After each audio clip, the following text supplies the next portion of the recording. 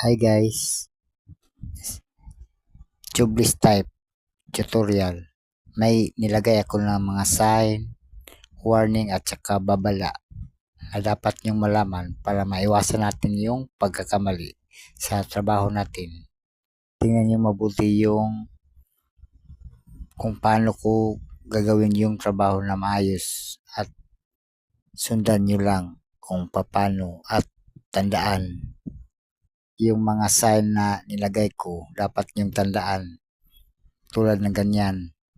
Pag lumabas ng mga sign yan, dapat nyong malaman yan para maiwasan natin yung gasgas. Ingatan natin na yung rim. At saka yan, dapat yung pito nakatapat doon sa duckbill ng pneumatic. Isa yan na dapat nyong tandaan lagi. Kahit anong rim basta tubeless, dapat itapat nyo lagi dyan.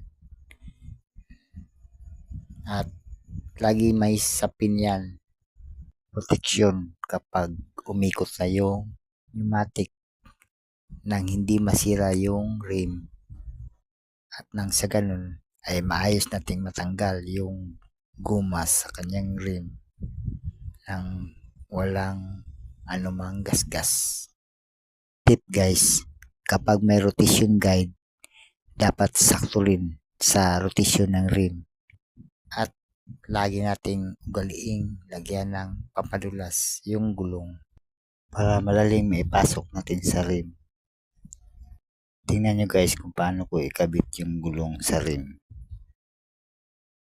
Kapag ganito, yung isang kamay nyo nakalak doon sa guma at idiin nyo lagi, sundan nyo lagi yung galaw ng kamay ko at mag-ingat para hindi kayo maipit. Ayan guys, dandahan nyo lang bunutin at ito'y papasukan nyo ng malakas na pressure para umangat yung gulong. Pag sa harapan ng gulong, ang PSI niyan ay 35 yung nilalagay ko. Dito guys, may warning device ako nilagay. Dapat yung pito, huwag nyong itapat dyan sa pressing clamp, tsak masisira yan.